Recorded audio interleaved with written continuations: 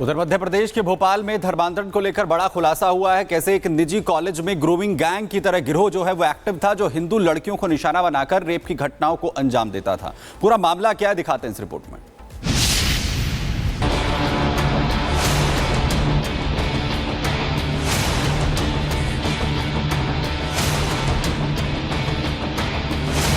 मध्य प्रदेश के भोपाल में grooming gang को लेकर एक बड़ा खुलासा हुआ है। दावा किया गया कि भोपाल के एक निजी कॉलेज में हिंदू लड़कियों के साथ रेप की घटनाओं को अंजाम दिया जा रहा था।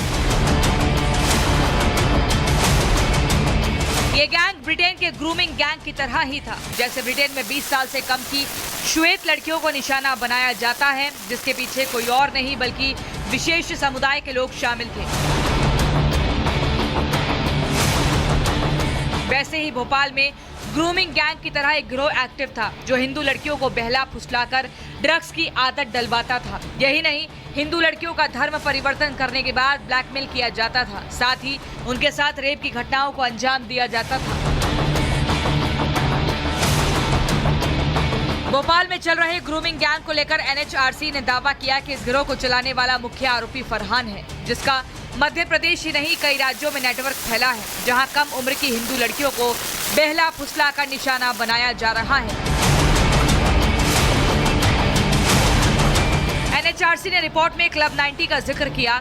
इसी रेस्टोरेंट में हिंदू लड़कियों को ले जाने के बाद आरोपी गलत काम करते थे। NHRC ने क्लब 90 की फॉरेंसिक जांच की मांग की। ये वही रेस्टोरेंट है जिसे कुछ महीने पहले तोड़ा गया था। NHRC ने मुख्य आरोपी फरहान और शरीक मछली की मिलीभगत की जांच कराने की सिफारिश की। भोपाल में ग्रूमिंग गैंग को लेकर NHRC और MP पुलिस आमने सामने आ गई। NHRC सनसनीखेज और संवेदनशील मामले को लेकर पुलिस इन्वेस्टिगेशन से नाराज है। NHRC ने दावा किया कि निजी कॉलेज में जो गिरोह सक्रिय था उसको कम्युनल जेंडर क्राइम की कैटेगरी में रखना चाहिए, लेकिन भोपाल पुलिस ने जांच के नाम पर सिर्फ खानापूर्ति की। यहाँ देखने में आ रहा है कि इन्वेस्टिगेशन में फ्लॉज हैं। कई सारे विक्टिम्स को ढूंढा जाना चाहिए था। इन्वेस्टिगेशन का मतलब ये होता है कि कोई भी विक्टिम ना बच पाए, कोई भी विक्टिम न्याय से दूर ना रह पाए, लेकिन यहाँ पे ऐसा देखा गया कि विक्टिम्स को खोजने में पुलिस का कोई इंटरेस्ट नहीं था। NHRC के दावों और नाराजगी पर पुलिस कमिश्नर ने कहा, SIT ने अपना काम जिम्मेदारी से किया है। यही नहीं, NHRC की रिपोर्ट में जो तथ्य आए हैं उनको भी गंभीरता से लिया जाएगा। पुलिस में काफ़ी वरिष्ठ स्तर के अधिकारी थे, उसमें DIG स्तर के अधिकारी पूरे मामले की मॉनिटरिंग कर रहे हैं और उसमें सभी जितने भी शिकायतें आई हैं पुलिस ने उसमें FIR करके और सभी आरोपियों को चिन्हित करके उसमें उनकी गिरफ्तारी सुनिश्चित की है और तदनुसार उसमें सभी गिरफ्तारी भी की गई है। वहीं पुलिस की लापरवाही को देखते हुए NHRC ने विभागीय कार्रवाई की सिफारिश की। साथ ही NHRC ने मध्य प्रदेश सरकार और पुलिस विभाग को भी रिपोर्ट भेज दी है। Bureau report, Republic Bharat. उधर मध्य प्रदेश के भोपाल में धर्मांतरण को लेकर बड़ा खुलासा हुआ है। कैसे एक निजी कॉलेज में ग्रूमिंग गैंग की तरह गिरोह जो है वो एक्टिव था, जो हिंदू लड़कियों को निशाना बनाकर रेप की घटनाओं को अंजाम देता था। पूरा मामला क्या है दिखाते हैं इस रिपोर्ट में।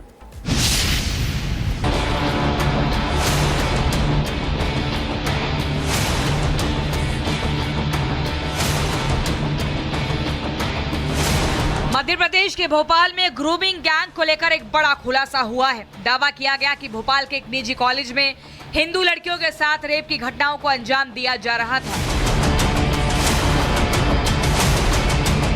ये गैंग ब्रिटेन के ग्रूमिंग गैंग की तरह ही था। जैसे ब्रिटेन में 20 साल से कम की श्वेत लड़कियों को निशाना बनाया जाता है, जिसके पीछे कोई और नहीं बल्कि विशेष समुदाय के लोग शामिल थे।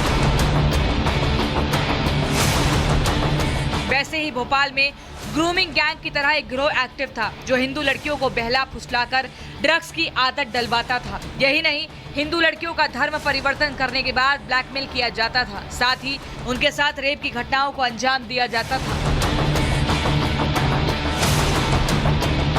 भोपाल में चल रहे ग्रूमिंग गैंग को लेकर NHRC ने दावा किया कि इस गिरोह को चलाने वाला मुख्य आरोपी फरहान है, जिसका मध्य प्रदेश ही नहीं कई राज्यों में नेटवर्क फैला है, जहां कम उम्र की हिंदू लड़कियों को बहला फुसला का निशाना बनाया जा रहा है। NHRC ने रिपोर्ट में क्लब 90 का जिक्र किया। इसी रेस्टोरेंट में हिंदू लड़कियों को ले जाने के बाद आरोपी गलत काम करते थे। एनएचआरसी ने क्लब 90 की फॉरेंसिक जांच की मांग की। ये वही रेस्टोरेंट है जिसे कुछ महीने पहले तोड़ा गया था। एनएचआरसी ने मुख्य आरोपी फरहान और शरीक मछली की मिलीभगत की जांच कराने की सिफारिश की। भोपाल में ग्रूमिंग गैंग को लेकर एनएचआरसी और एमपी पुलिस आमने सामने आ गई। एनएचआरसी सनसनीखेज और संवेदनशील मामले को लेकर पुलिस इन्वेस्टिगेशन से नाराज है। एनएचआरसी ने दावा किया कि निजी कॉलेज में जो गिरोह सक्रिय था उसको कम्युनल जेंडर क्राइम की कैटेगरी में रखना चाहिए, लेकिन भोपाल पुलिस ने जांच के नाम पर सिर्फ खानापूर्ति की।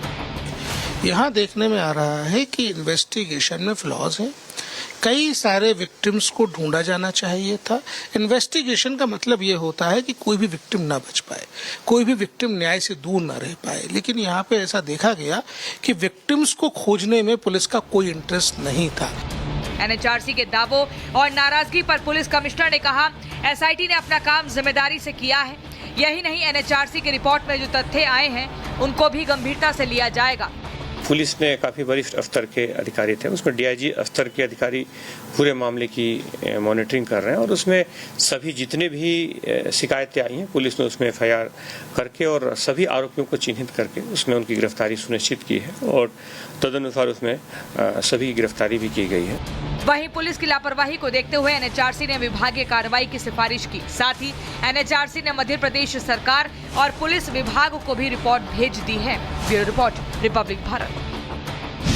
उधर मध्य प्रदेश के भोपाल में धर्मांतरण को लेकर बड़ा खुलासा हुआ है। कैसे एक निजी कॉलेज में ग्रूमिंग गैंग की तरह गिरोह जो है वो एक्टिव था, जो हिंदू लड़कियों को निशाना बनाकर रेप की घटनाओं को अंजाम देता था। पूरा मामला क्या है दिखाते हैं इस रिपोर्ट में।